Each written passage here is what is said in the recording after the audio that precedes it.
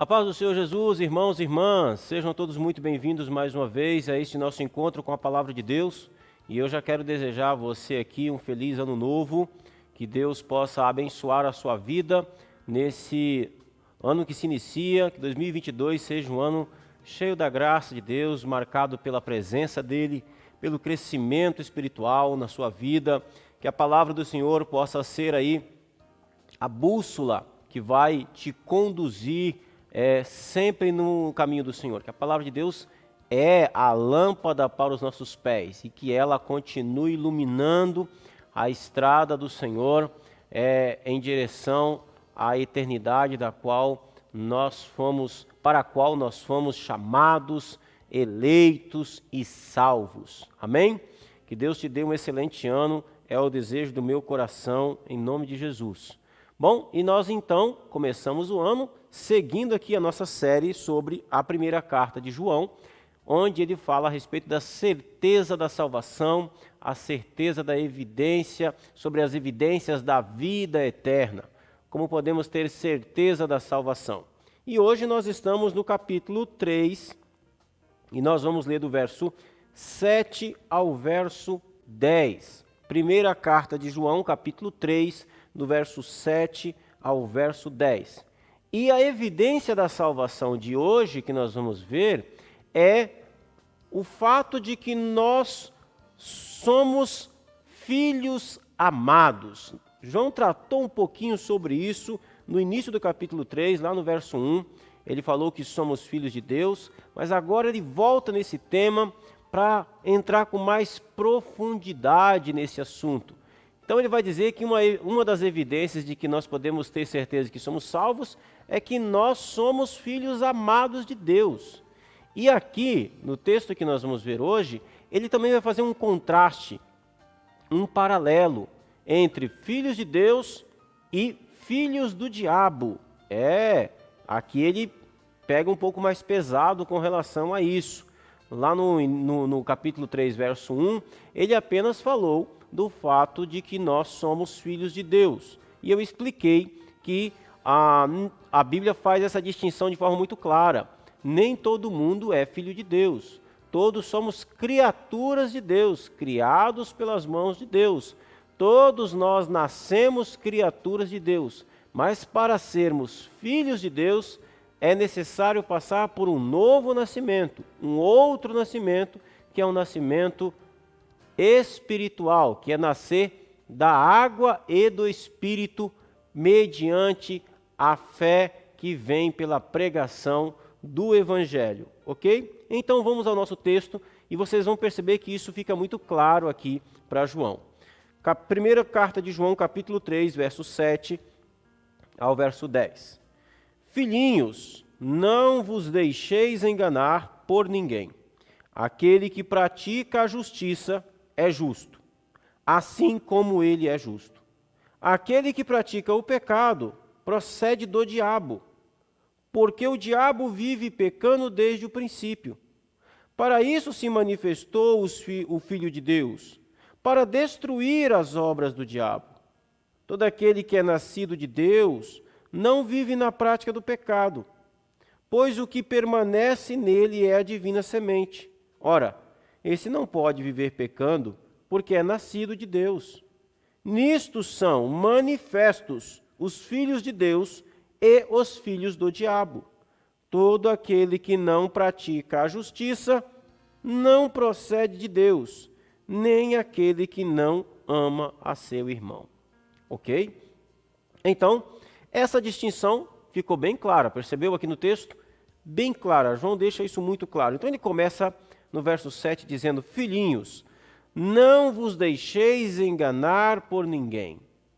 Olha, se você tem dúvida no seu coração, e ele está aqui falando para um grupo de pessoas a quem ele quer que essas pessoas tenham certeza da salvação, por isso que ele chama de filhinhos. Vocês que são filhinhos, vocês que são filhos de Deus, vocês que realmente foram alcançados pela graça, vocês que foram verdadeiramente salvos, filhinhos, não vos deixeis enganar por ninguém. Ou seja, que não haja dúvida sobre vocês, que não haja sombra de dúvida sobre a filiação de vocês. Filhinhos, não deixe que ninguém engane vocês. Não deixe que ninguém plante a semente da dúvida a respeito da sua filiação, da sua nova natureza, da sua salvação. Não deixe que ninguém engane você a respeito de quem você é em Cristo Jesus. É óbvio que João está falando isso daqui para os filhinhos, para aqueles que nasceram de novo, para aqueles que foram alcançados pela graça de Deus, porém que todavia podem balançar nessa certeza, podem viver nessa incerteza, podem ter incerteza com relação à sua salvação. Então João começa dizendo: não vos deixeis enganar por ninguém. Não permita que ninguém questione a sua salvação, se você realmente nasceu de novo e foi salvo por Cristo Jesus. Tá, ok, muito bem. Mas aí vem a pergunta, porque você pode estar aí pensando assim: bom, é para mim esse negócio. Alguém pode fazer essa pergunta sem ser salvo e dizer assim: bom, então isso é para mim. Ok, vamos tirar a prova dos 9. Como saber se isso é para você ou não? Ele diz aqui: aquele que pratica a justiça é justo. É simples. Essa palavra, a primeira parte do verso 7, só pode ser para você se você for aquele que pratica a justiça. Você pratica a justiça? Você vive na prática da justiça?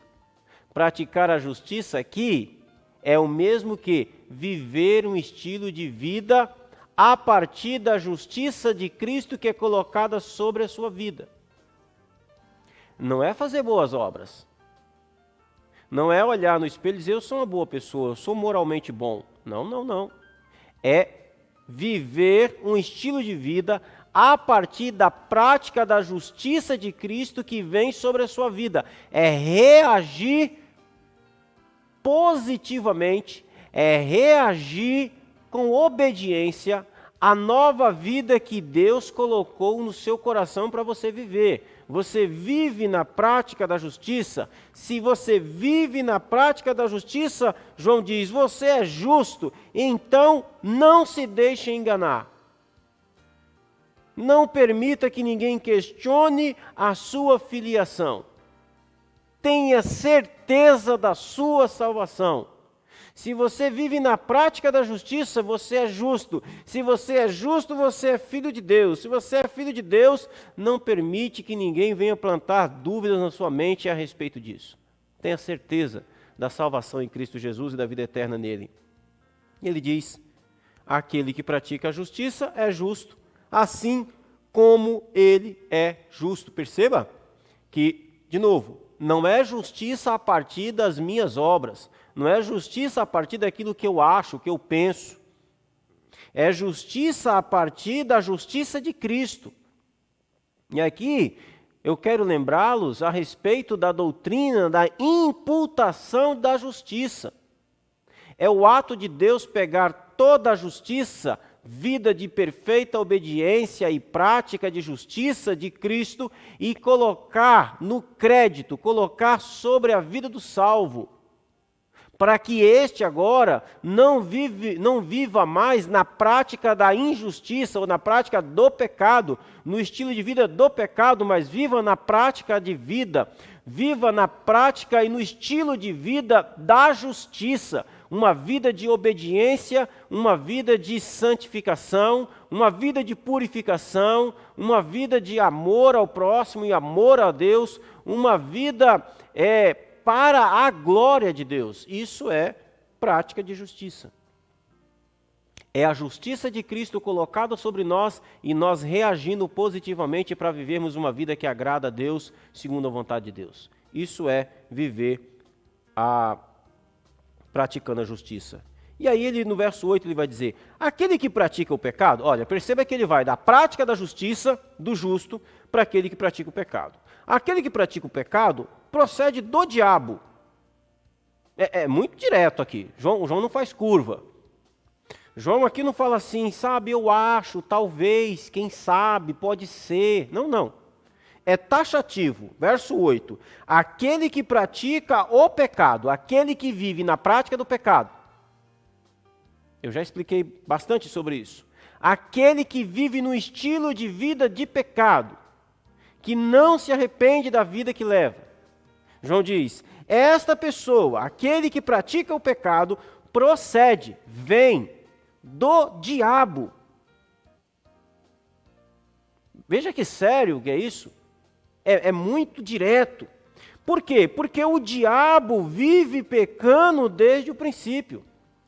E aí, você acha que João está sendo duro? Você precisa ouvir o que o apóstolo Paulo diz sobre isso na carta aos Efésios, no capítulo 2. Ele diz assim, ó, carta aos Efésios, capítulo 2, ele vos deu vida, estando vós mortos nos vossos delitos e pecados. Paulo está dizendo aqui para os crentes de Éfeso, vocês estavam mortos nos seus delitos e pecados. Essa era a condição que vocês estavam quando Deus deu vida a vocês.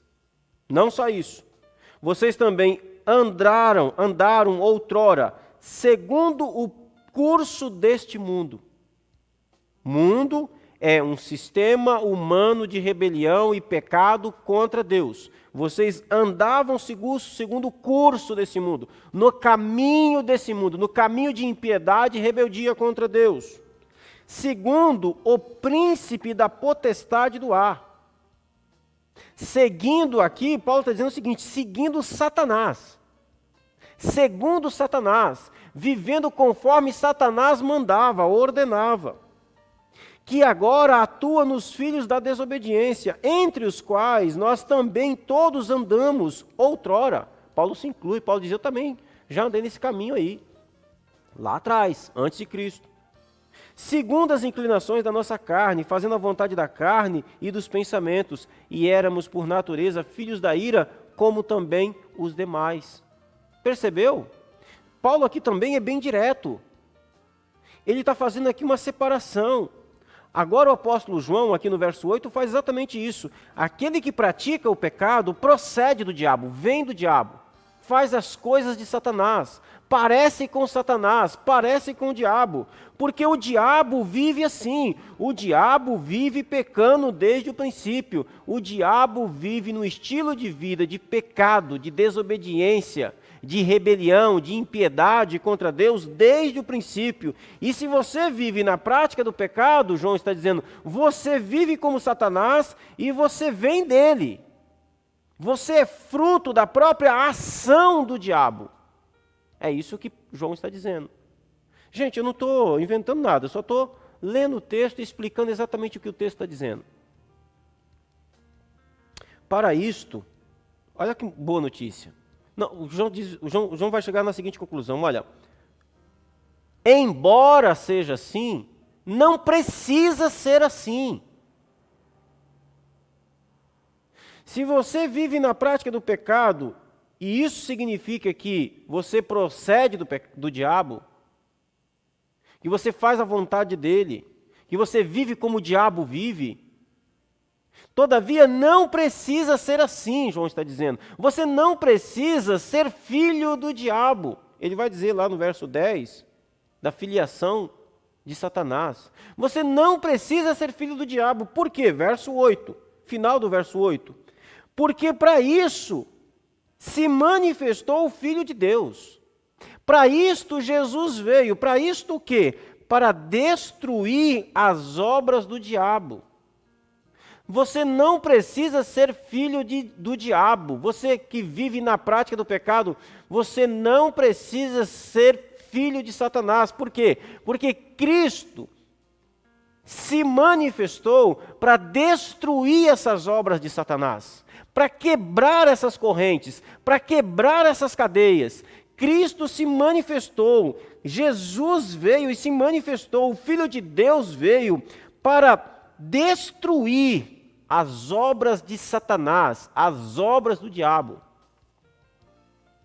Para que você não viva mais na prática do pecado, para que você não seja identificado como filho do diabo, mas sim como filho de Deus.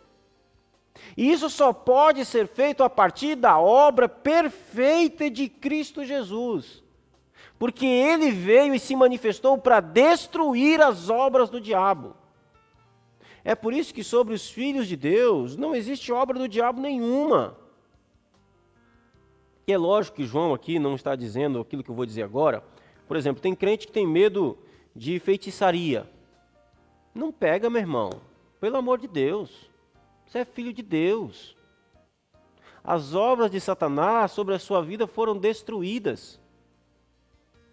A influência de Satanás, a autoridade de Satanás sobre o seu coração foi destruída. Ele foi destronado do coração daqueles que receberam a Cristo como Senhor e Salvador das suas vidas. Aqueles que são filhos de Deus, não podem mais ser alcançados pelas obras de Satanás, porque Cristo as destruiu. Então, se alguém vive na prática do pecado, pode se ver livre disso. Basta confiar em Cristo e receber a Cristo como Senhor e Salvador. Mas vocês entenderam aqui que João está deixando uma coisa muito clara. Existem os filhos de Deus e existem os filhos do diabo. Isso é muito claro. Verso 9. Agora ele volta a falar dos filhos de Deus. Todo aquele que é nascido de Deus, nasceu de Deus, filho de Deus, não vive na prática do pecado. É curioso porque é como se João estivesse dizendo assim, eu estou vendo gente aí dizer que é filho de Deus, mas vive na prática do pecado, tem uma coisa errada. Porque os filhos imitam seus pais. Concorda? Os filhos imitam seus pais. Por que os filhos do diabo vivem na prática do pecado? Porque o diabo peca desde o princípio. Estão imitando o pai. É da natureza de Satanás pecar. É da natureza dos seus filhos pecar. Mas agora João está dizendo o seguinte, olha, todo aquele que é nascido de Deus não vive na prática do pecado. Por quê? Porque Deus não peca. Como que um filho de Deus vai imitar Deus pecando, sendo que Deus não peca? Como que um filho de Deus será inclinado em sua natureza ao pecado, uma vez que a natureza de Deus não há pecado? E o que opera, o que o filho de Deus recebe, é a natureza santa de Cristo. Então não pode viver na prática do pecado. Então os filhos de Deus, aquele que é nascido de Deus, não vive na prática do pecado. Por quê? Olha a resposta de João. Pois o que permanece nele, nesse filho de Deus que nasceu de Deus, é a divina semente. E divina semente aqui é uma outra um outro sentido de natureza. O que João está dizendo é o seguinte: não justifica um filho de Deus viver na prática do pecado, porque esse filho de Deus, essa pessoa que nasceu de novo, que foi regenerada, foi chamada à salvação, quando o Espírito Santo a alcançou, quando o Espírito Santo deu a ela fé, quando ela se arrependeu dos seus pecados e do pecador que é e creu em Jesus, ela nasceu de novo, ela recebeu uma nova natureza, que João chama aqui de divina semente. A natureza santa de Jesus. O que o Evangelho faz? O que o Espírito Santo faz? O Espírito Santo une a natureza de Cristo à nossa natureza. Ele faz uma fusão, uma união de natureza. É por isso que no coração do salvo, do Filho de Deus, existe uma guerra, uma luta constante. É aquilo que o apóstolo Paulo vai falar de a luta entre a carne e o espírito. Existe uma batalha, existe duas naturezas ali. A natureza santa de Cristo está operando e ela é poderosa, ela não é fraca não. Ela é muito mais poderosa do que a nossa natureza fragilizada. Ela sempre vence a nossa natureza. Mas existe uma divina semente, existe uma nova natureza agindo no coração, na vida, nos membros, nas faculdades mentais, emocionais, do nosso ser, nos conduzindo para viver uma vida para a glória de Deus. Por isso que não faz sentido, que João está dizendo, o João está dizendo que não faz sentido quem nasceu de novo, quem foi regenerado, viver uma vida na prática do pecado, porque nele opera a nova natureza de Cristo, que ele chama aqui de divina semente. E ele vai dizer, continuando no verso 9, ora, esse não pode viver pecando, ou na prática do pecado, é o quê? Estilo de vida de pecado. Não pode, por quê? Porque foi nascido de Deus, é filho de Deus. Ok? Então, agora João parte para a conclusão do verso 10. Porque ele tratou aqui de dois pais com seus filhos. Ele mostrou Deus como pai, e os filhos de Deus, aqueles que são nascidos de Deus, e mostrou o diabo e seus filhos. Ele resume isso, conclui, melhor dizendo, no verso 10, essas duas figuras, dizendo o seguinte: nisto, ou seja, nestas coisas que eu acabei de explicar, são manifestos, revelados, fica claro, os filhos de Deus e os filhos do diabo. Essa é a conclusão de João aqui. Ou seja, a partir de tudo que eu acabei de falar, é que se manifesta, é que é revelado os filhos de Deus e os filhos do diabo. Todo aquele que não pratica a justiça não procede de Deus. Todo aquele que não reage positivamente à nova vida que veio de Cristo Jesus, todo aquele que não tem uma reação positiva à justiça de Cristo, essa pessoa não nasceu de novo, essa pessoa não foi salva, essa pessoa não tem a vida eterna, porque ela não reage a uma vida de justiça para a glória de Deus.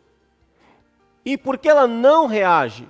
Porque ela não recebeu esse crédito sobre ela. E por que ela não recebeu? Porque ela não creu no Evangelho. Ela não nasceu de novo. Portanto, ela não é filho de Deus, porque ela não tem a nova natureza de Cristo operando na sua vida, levando a uma vida de práticas para a glória de Deus. Nisso se manifesta. Nisso fica evidente, todo aquele que não pratica a justiça, não procede de Deus. Pode falar em Deus, pode orar a Deus, pode ir na casa de Deus, pode expulsar demônio em nome de Jesus. Como eu disse aqui anteriormente, algumas semanas, pode profetizar em nome de Jesus, pode curar, pode fazer sinais e maravilhas. Pode, Deus usa quem Ele quiser. Mas isso tudo se vive, apesar disso tudo, vive na prática, não vive na prática da justiça, essa pessoa não procede de Deus. Não vem da parte de Deus. Não tem comunhão com Deus, não conhece Deus, não conhece Jesus, nada. E aí ele continua, traz uma última característica: nem aquele que não ama seu irmão. João reforça aqui um ponto que nós já tratamos também, que uma das evidências de que nós temos a vida eterna é que a nossa relação com o nosso próximo mudou. E quando ele diz assim, olha, se você não pratica a justiça e nem ama o seu irmão, você não procede de Deus. Porque os filhos de Deus praticam a justiça e amam o seu irmão. E aqui João está já preparando um link para o seu próximo tema, onde ele vai falar exatamente de que uma das evidências da certeza da vida eterna é o amor que temos uns pelos outros. O amor que os irmãos têm uns pelos outros. Eu quero concluir aqui para nós orarmos. Meu irmão, minha irmã, meu amigo, minha amiga. Você identificou aqui seu pai? Como você pode ter certeza da salvação? Se você é um filho amado. Em Cristo Jesus, nós somos filhos amados. A Bíblia nunca mostra Deus declarando o seu amor por nenhum homem, além do homem Jesus de Nazaré. Ele é o único a quem o Pai diz: este é o meu filho amado, em quem eu tenho prazer. Deus nunca disse isso de Paulo. Deus nunca disse isso de Moisés. Deus nunca disse isso de Isaías. Deus nunca se declarou abertamente assim a nenhum homem, nem a Adão, quando Adão era perfeito no paraíso. Ele só fez essa declaração ao seu filho: este é o meu filho amado, quem amo, de quem tenho prazer. Quer ser amado por Deus? Tenha o filho dele. Quer ser um filho amado, e é filho amado, tenha o filho amado. Tenha Cristo. E aqui está a evidência da salvação. João começou esse texto que nós lemos dizendo: meus irmãos, ou filhinhos, não vos deixem enganar por ninguém. Se você realmente foi nascido de novo, se Deus, pelo poder do Evangelho, o alcançou, então você é um filho amado, e que ninguém tire isso da sua cabeça, da sua mente, que você não permita que ninguém diga o contrário, e que você também não viva menos do que isso. Viva como um filho amado, viva como um filho bendito, viva como Jesus, viva não como filho do diabo, mas como filho de Deus. Esse é o desafio que eu quero deixar para você aqui. Se você nasceu de novo, viva como filho de Deus. Se você ainda não passou pela experiência do novo nascimento, deixa eu lhe dizer uma coisa: não precisa ser assim.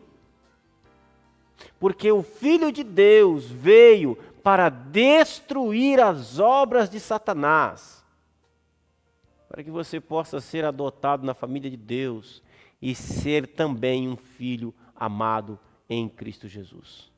Vamos orar? Maravilhoso Pai que estás nos céus, graças te damos, Senhor, bendito seja o teu nome. Obrigado por sua graça, por sua misericórdia, sua bondade. Deus Santo, que essa palavra fique selada em nosso coração, para que nós possamos ter cada vez mais certeza da evidência da salvação em Cristo Jesus.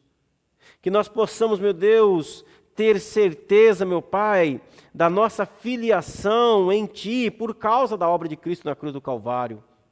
Ó Deus, que o Teu Espírito venha trazer ao nosso coração o desafio, Senhor, de termos a certeza de que somos filhos amados e que em nós habita a natureza santa de Cristo, e que porque ela habita em nós, então nós podemos viver a prática da justiça que vem dessa nova natureza santa. Pai querido, eu peço a Ti, aqueles da qual, Senhor, por acaso têm ficado entristecidos, ó Deus, e que eles possam, Senhor, serem alcançados também nesse momento pelo Teu Espírito Santo, com convencimento, com conversão, de que podem ser filhos amados de Deus, porque Cristo Jesus veio para destruir as obras de Satanás, as obras do diabo, e que eles possam crer nestas obras de Jesus, que eles possam crer naquilo que Cristo veio fazer, para que assim, meu Deus, possam nascer de novo também, para a glória do Teu nome, em nome de Jesus. Amém e amém. Querido irmão, irmã, que Deus abençoe o seu coração, a sua vida de forma poderosa e extraordinária, em nome de Jesus. Mais uma vez, um feliz ano novo a todos, que Deus abençoe a sua vida, o seu coração. Se Deus quiser, fiquem todos na paz. Semana que vem estaremos aqui novamente, quarta-feira, às 21 horas, se Deus assim permitir, em nome de Jesus. Um forte abraço a todos e até mais.